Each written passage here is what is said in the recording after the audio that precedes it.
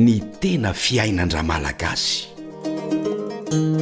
Olivia, reny mpianakaviana iray, monina eny manaritsy ho anaty hazo eny, manjaitra no asa fivelomany. Izy indray no arahintsika eto amin'ny tena fiainan-dra malagasy. Olivia ny anarako, madame Olivia. Manambady, mananjanaka, dia manaritsy ho anaty hazo izay no mipetraka. Izay zany nanomboka tamin'ny taona 2015 nanomboka nanao an'ilay asa manao an'ireny jogging kely njazakely ireny. Ny fahitana ireo ray aman-dreny nanao ity asa ity no nanosika ny madame Olivia nanjaitra. Ilay izy zany ohatran'ny hoe lova avy amin'ny fianakaviana dia jerijery teny dia rafozako moa manjaitra, mamanay manjaitra dia mijery dia manao zareo dia ohatran'ny hoe mety sady mahaliana anahy ilay izy dia hatramin'izao. Sady mamory ny madame Olivia no mandray sur commande ihany koa raha araky ny filazany. Ilay amidinay aloha zany hatreto izaho daholo namorona anazy dia efa fantatry ilay client ireo dia ireo ihany ny commandiny. Misy manao sur commande ny anazy zao tsiny nanjazakely daholo ny atao zany dia zao misy ny commande an'ny lehibe dia ataoko. Iny zany ilay manokana mihitsy ny hafa mihitsy. Tsy misy lera ny asa fanjairana hoy madame Olivia fa na andro na alina dia miasa foana. Izaho zao amin'ny efatra maraina izay no fo isan'andro. Tsisy lerany mihitsy fa isan'andro aloha eo amin'ny sivy sasany eo, amin'ny sivy sasany alina farafahaingany. Misy fotoana izay tena miraika ambin'ny folo, amin'ny 12.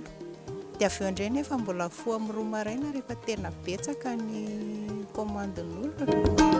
Ny fahatapahan-jiro no tena olana goavana ho an'ity asan'ny madame Olivia ity satria dia tsy afaka miasa mihitsy izy rehefa tapaka ny jiro. Maro manahirana kely ilay olona eo amin'ilay resaka paiement, eo amin'ilay lamba koa matetika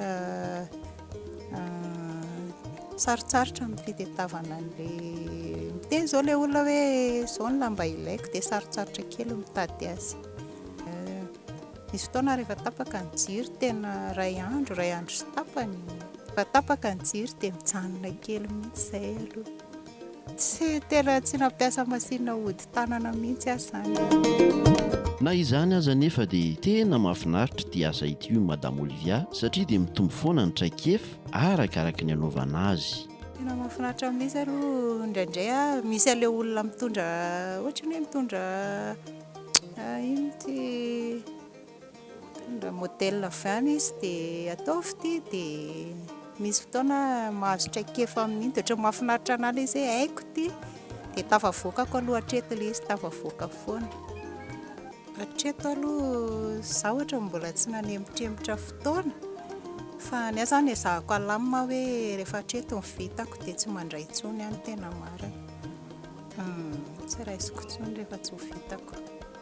Tena mahavelona tsara ity asa ity io madame Olivia fa mila mahavoafehy tsara azy fotsiny.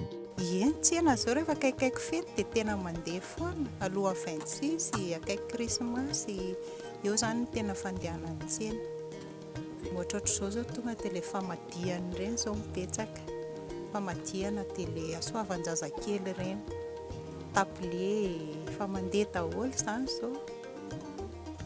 Raha ohatra anahy izao azoko hivelomana tsara ilay satria mahavelona anahy tanteraka. Tena tia mampanjaitra akanjo ny malagasy na dia manjifa fripy aza ny olona dia hoentiny any amin'ny mpanjaitra ihany ireny matetika. Tena tia mampanjaitra akanjo ny malagasy. Mahasamihafa azy aloha ny qualité an'ilay izy zany ny olona maro izao ny olona mividy friperie fa matetika tsy hoe vidy izy izao dia tsy maintsy reta-hena ihany satria tsy dia mahita tonga dia hoe mety aminy izy. Fa ilay eto izany tonga dia sur mesure dia ohatran'ny tonga dia mety amin'ny foana ilay izy. Ny hafatra io madame Olivia dia ataovy tsara ny asa fa mahafinaritra io, mila mahay mandray olona tsara fotsiny ianao. Ny hafatrafatra izany mahafinaritra ilay asa, ilay manjaitra. Raha ianao mampiakaly anazy a hainao mandray ny olona ny client-nao dia mahafinaritra ilay izy izany sady ohatran'ny hoe raha izaho manokana aloha dia tena tiako ilay izy satria lasa ohatran'ny hoe fialamboliko mahafinaritra anahy na any am-pandriana ary indraindray mbola mieritreritra foana hoe ahoana ny anaovako an'io ohatr'izao. Ny tena fiainan-dra malagasy.